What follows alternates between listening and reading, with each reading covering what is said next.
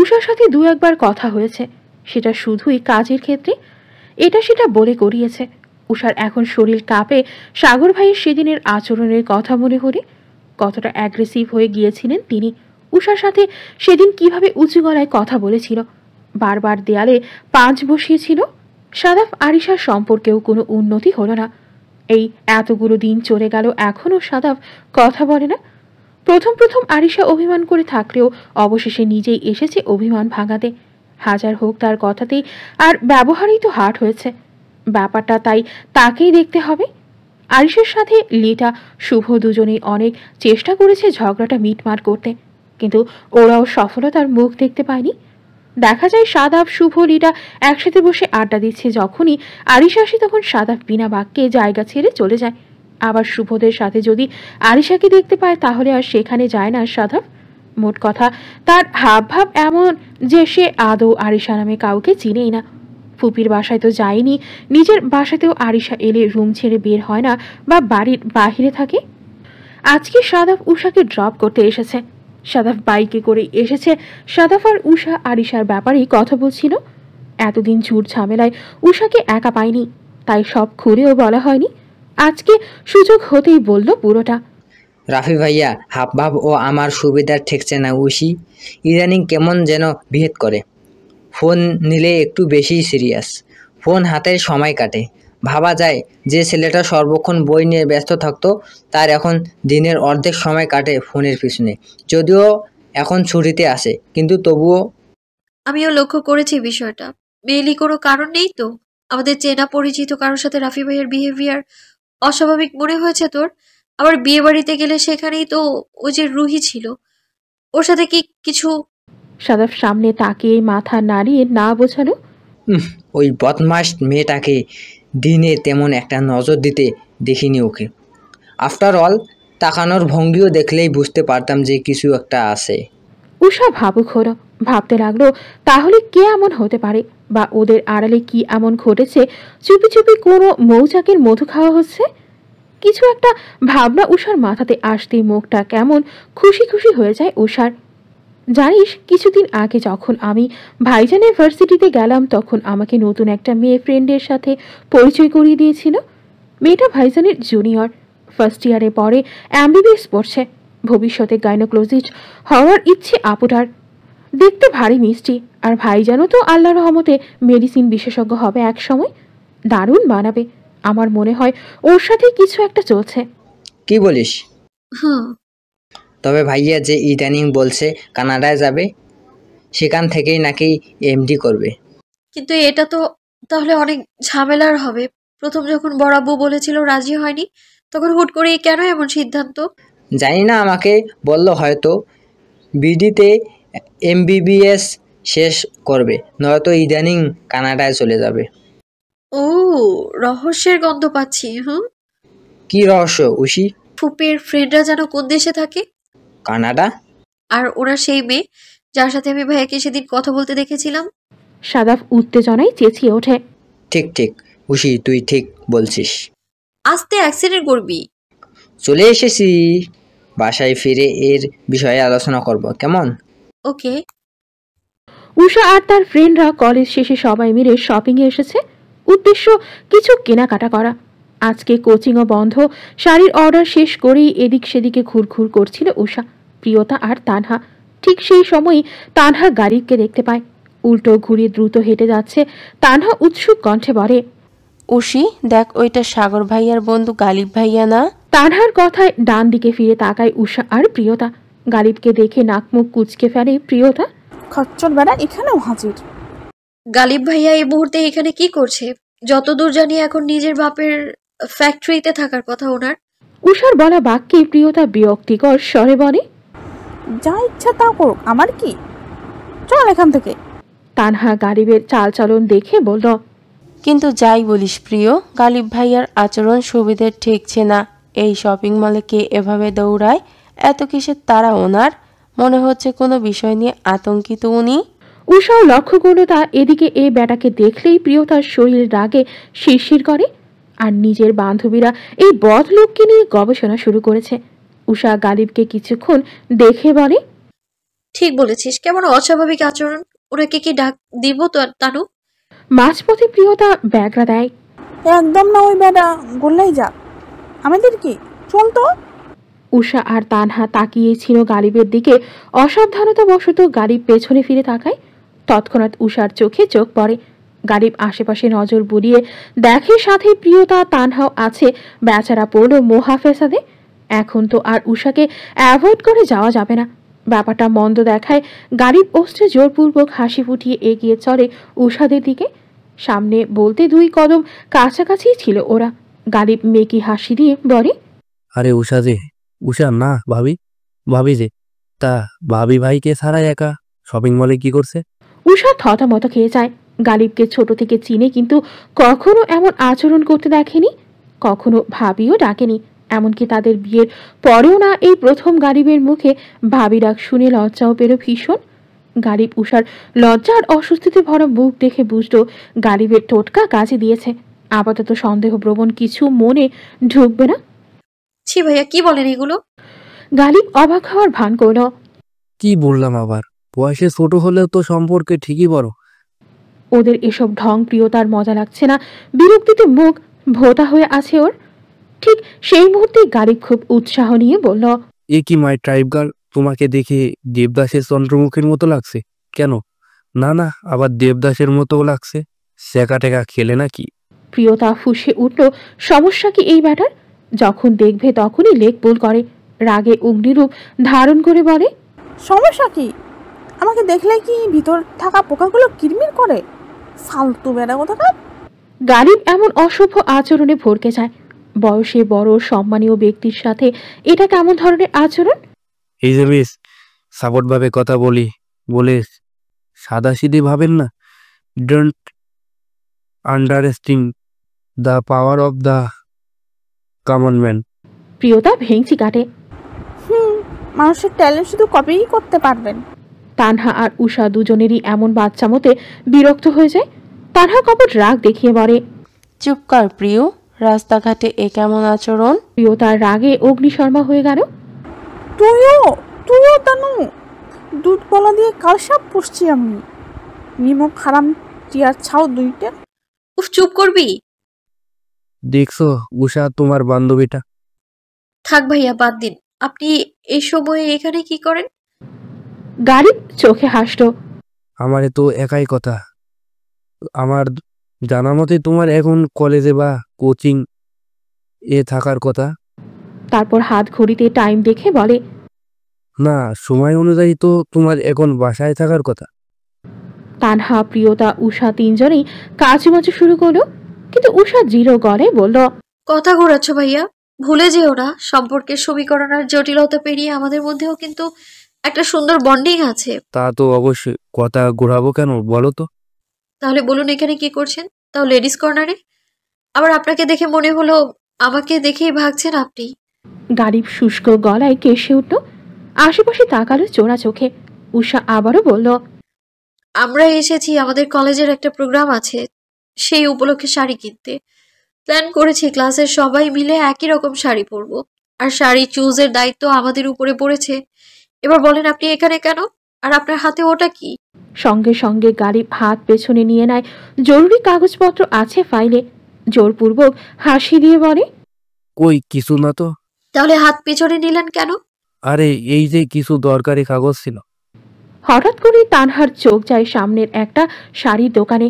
পরিচিত মুখ দেখেই বলে, হ্যাঁ রে উষা, দেখ তো, ওইটা সাগর ভাইয়া আর নেহাল ভাইয়া না? ওদের মতোই তো লাগছে। সঙ্গে সঙ্গে গালিব সেদিকে একটু চেপে দাঁড়ায়, নিজের অবয়ব দ্বারা লুকানোর প্রচেষ্টা মাত্র। কই সাগর, কি যে বলো, ওরা ওখানে আসবে কেন? উষাও তাকালো সেদিকে, নড়ে চড়ে এদিক সেদিক তাকিয়ে দেখার চেষ্টা করলো, কিন্তু গালিবের জন্য দেখতে পারছে না। প্রিয়তার সন্দিহান কণ্ঠে বলে, আপনি যেহেতু এখানে, তাহলে ওরা এখানে থাকতেই পারে। অসম্ভব কিছু না তো। আপনারা তো একই জলের মাছ। দূর, মাই ট্রাইব গার্ল, কি যে বলো। কি বললাম? ওই দেখ, সাগর ভাইয়া শাড়ি দেখতেছে। মিথ্যে বলবে না ভাইয়া, এটা সাগর ভাইয়াই। আমি ওনাকে চিনতে কখনো ভুল করব না। উনি এখানে কার জন্য শাড়ি দেখতে এসেছে সত্যি করে বলো। আমি বিশ্বাস করি তুমি মিথ্যে বলবে না। আরে কারো জন্য শাড়ি কিনতে আসিনি, এমনিই ঘুরছিলাম, তাই এদিকে এসে শাড়ির কালেকশন দেখছিলাম, ভালো লাগলো, হয়তো আন্টিদের জন্য নিয়ে নিব, আমি আম্মুর জন্য নিব। তাহলে প্রথম মিথ্যে বললেন কেন যে ওরা আসেনি? ও মাই ট্রাইব গার্ল, এটা বলেছিলাম বুঝি। প্রিয়তার দৃঢ় স্বর। উষা আহত দৃষ্টিতে সাগরকে দেখে, যে কিনা 3টা নীল রঙের শাড়ি উল্টে পাল্টে দেখতে ব্যস্ত। বুকের বাঁ পাশে চিনচিনে ব্যথা অনুভব হয় উষার। কান্নারত মুখশ্রীতে তাকিয়ে থেকে জড়ানো কণ্ঠে বলে, আমি যতদূর জানি রুনান্টি শাড়ি পছন্দ করে না, আপনার শাড়ি কেনার প্রশ্নই ওঠে না। আর যদি বাকি থাকে আমার পরিবারের কথা, তাহলে বলবো কিছুদিন আগে মাত্র সবাইকে এত এত গিফট উনি দিয়েছেন। আপনার বা নিহু ভাইয়ার কোনো গার্লফ্রেন্ড নেই আমি জানি। আপনার একসময় 3-4টা গার্লফ্রেন্ড ছিল, কিন্তু এখন নেই। নিহু ভাইয়ার ঝামেলা চলছে, তো বাদ থাকে সাগর ভাইয়া। বলেই থামে উষা।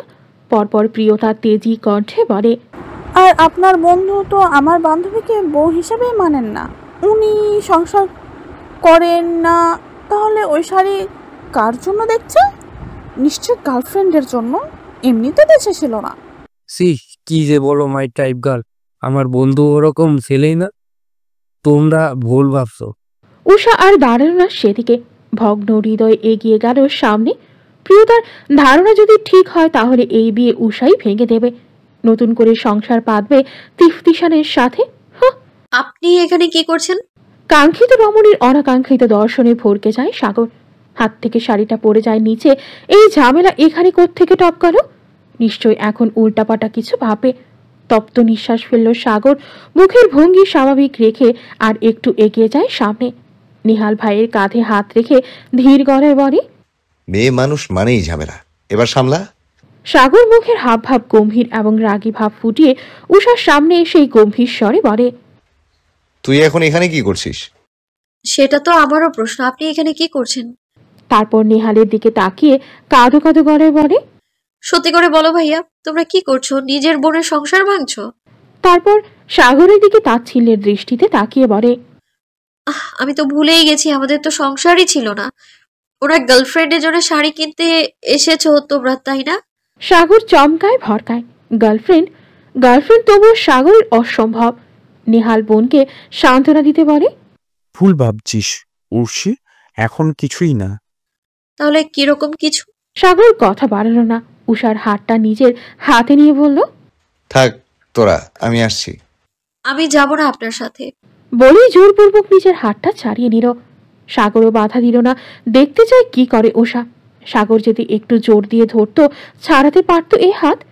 পেছনে ফিরে উষার দিকে তাকিয়ে বলল, যাবি না? না। বলেই থেমে গেল উষা। সাগর নিজের ধৈর্য দেখালো। আমি বলেছি তবুও যাবি না? না। উষার স্পষ্ট স্বর। তারপর মিনমিনের স্বরে বলে, নিজের ঘরে বউ রেখে অন্য মেয়ের জন্য শাড়ি দেখে, আর কোথাকার কোন ছেলে শুধু বিয়ে করার কথা বলেছিল বলে আমাকে কি অত্যাচারটাই না করলো সেদিন। কি বললি? আবার বল।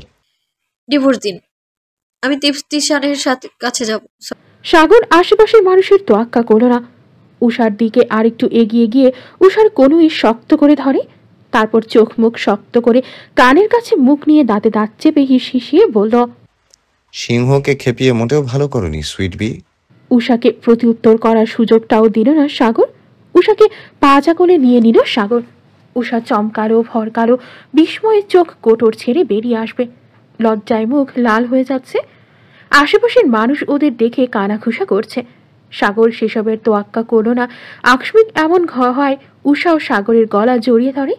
গালিব নিহারের চোখের ওপরে হাত রেখে বলে, দূর শালা, নিজের বোনের রোম্যান্স দেখছি, লজ্জা করে না তোর? নেহাল মিটি মিটি হাসে, প্রত্যুত্তর করে না। আসলেই তো উষা তো ওর সামনে আসতেও পারে, লজ্জা পাবে। প্রিয়তা তানহার হা করে রাখা বড় মুখটা নিজের আঙুলের সাহায্যে ছোট করে দেয়। খারুল ব্যাটার ভাবসাব কিছু বুঝি না। দেখ কিভাবে বিনা সংকোচে বউকে কোলে তুলে নিল, আশেপাশের মানুষের কথা ভাবলো না।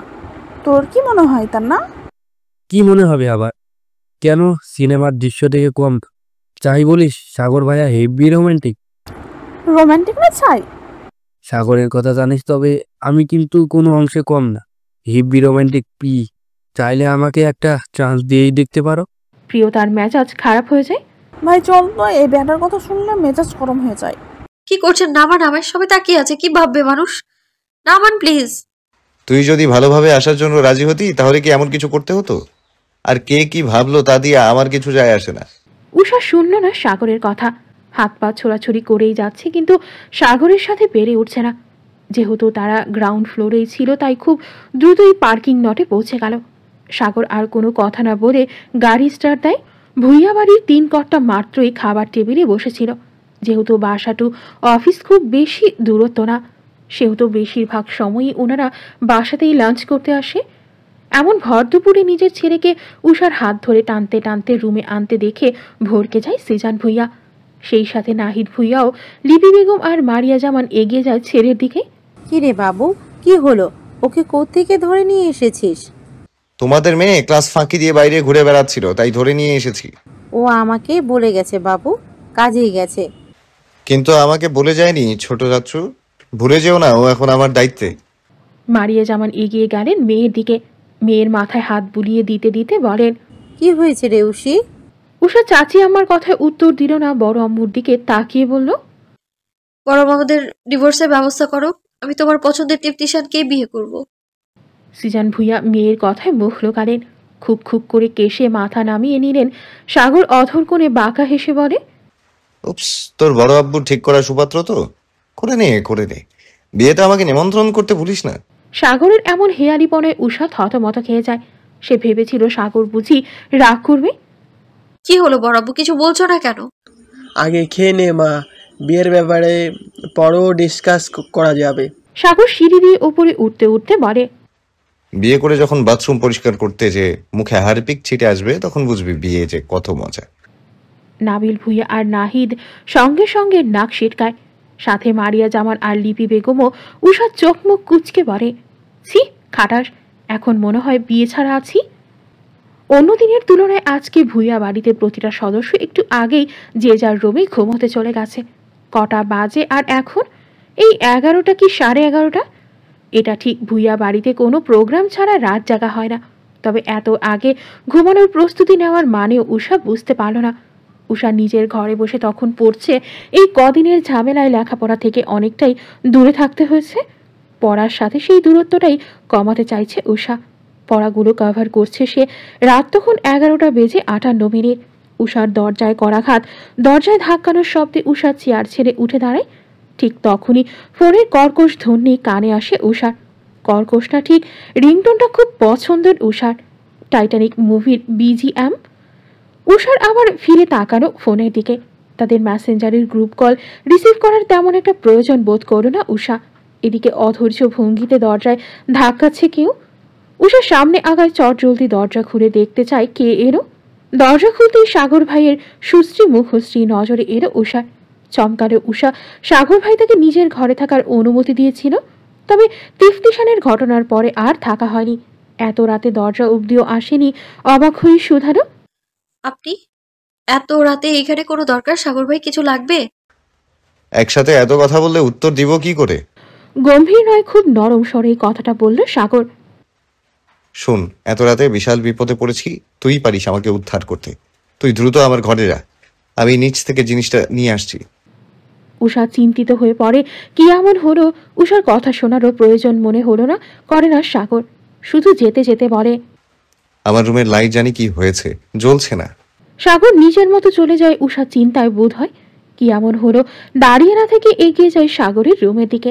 দরজা ঠেলে ভিতরে প্রবেশ করতেই দেখে ঘর জুড়ে মোমবাতি জ্বালানো, সাথে ছোট ছোট ক্যান্ডেল লাইট। উষা অবাক হয়। রুম দেখে তো অস্বাভাবিক কিছু লাগছে না। সারা রুম জুড়ে কেমন রোমাঞ্চকর পরিবেশ। উষার রুমের ডেকোরেশন দেখে কিছুক্ষণের মধ্যেই থমকালো। দরজা খোলা রেখে এগিয়ে গেল ভেতরে।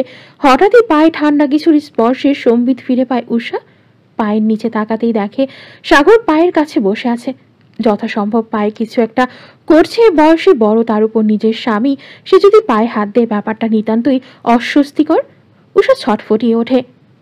আরে আরে, কি করছেন আপনি? পায়ে হাত দিচ্ছেন কেন? সরুন বলছি। সাগর নিজের কাজ শেষ করে উঠে দাঁড়ায়। উষ্ঠে হাসি ফুটিয়ে বলে, ডান। তারপর উষার কথার তোয়াক্কা না করে নিজের মুখ উষার কানের কাছে নিয়ে গিয়ে বলে, জন্মদিনের প্রথম প্রহরের শুভেচ্ছা সুইটবি, শুভ 18। উষা হতবাক, একবার নিজের পায়ে থাকা সোনালী রঙের রূপোর জোড়া দেখছে তো আরেকবার সাগরের সুশ্রী মুখখানা দেখছে। বিস্ময় আনন্দে চোখে পানি তার।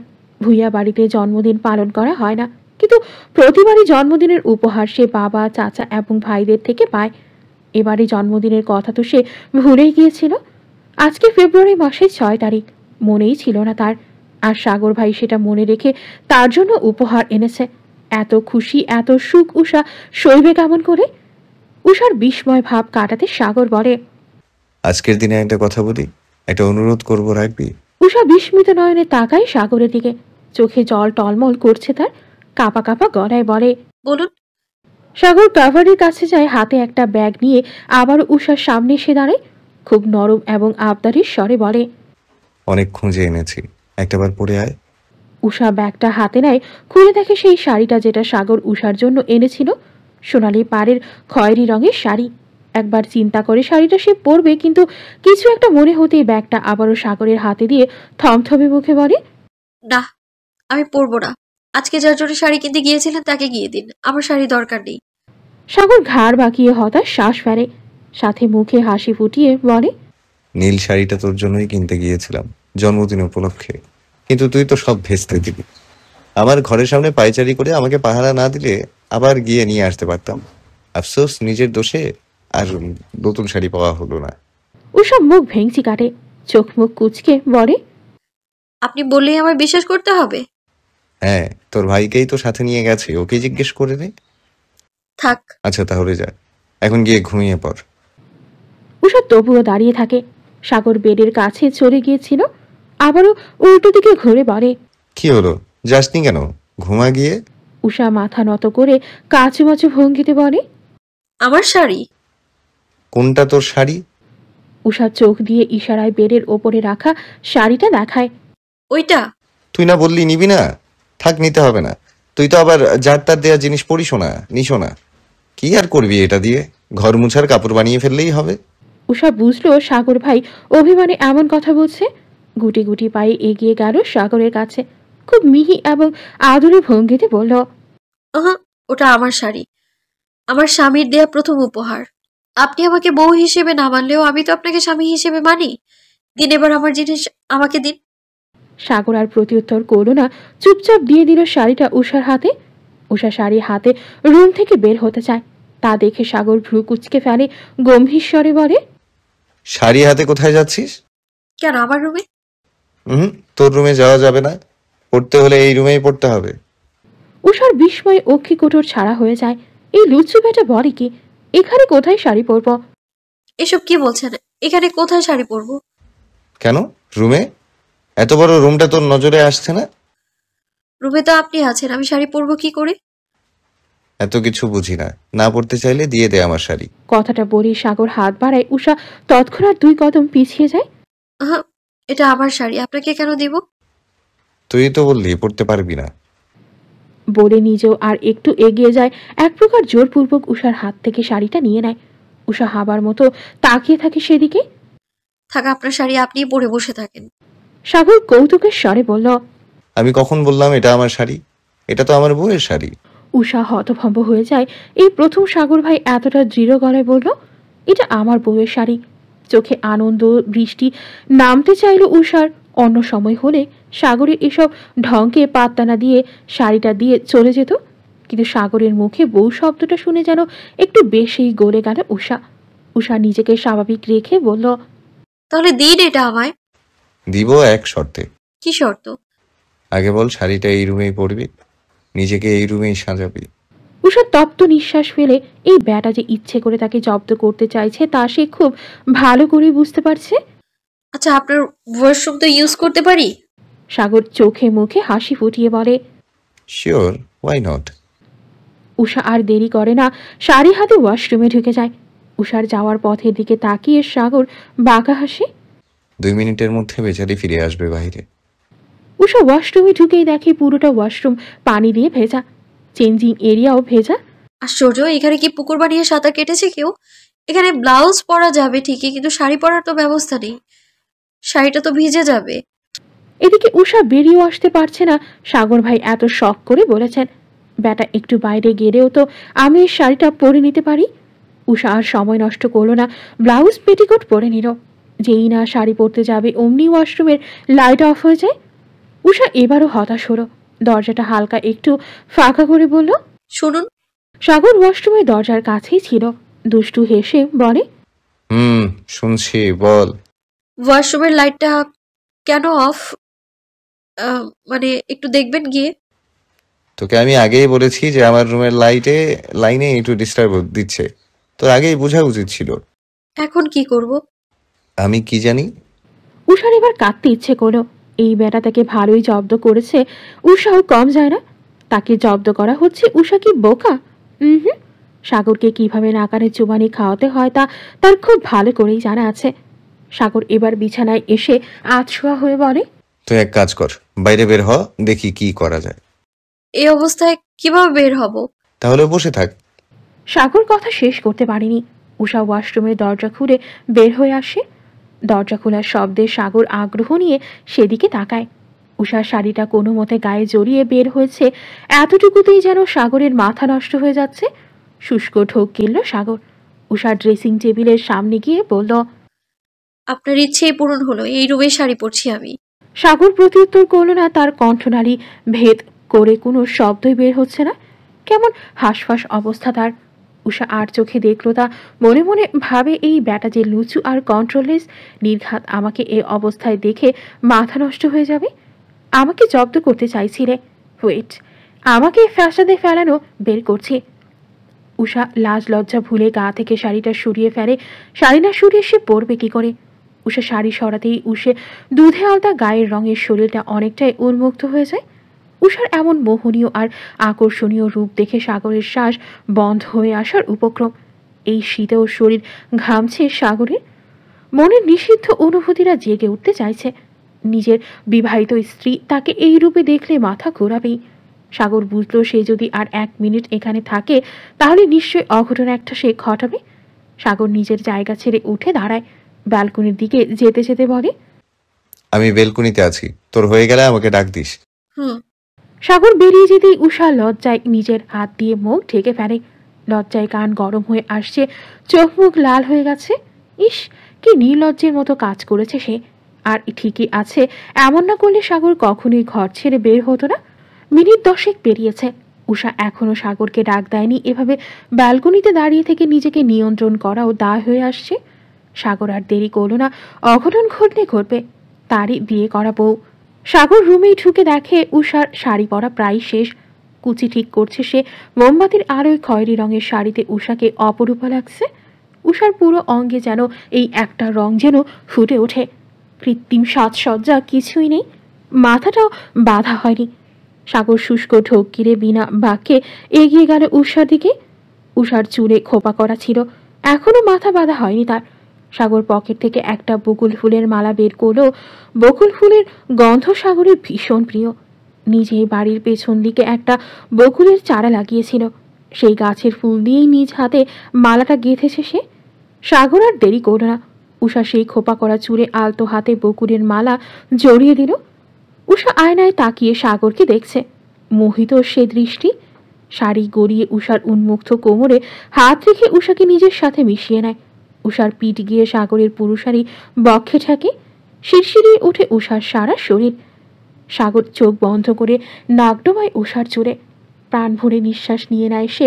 সাগরের উত্তপ্ত গরম শ্বাসে উষার ভেতরের সব এলোমেলো হয়ে যাচ্ছে, গলা শুকিয়ে কাঠ।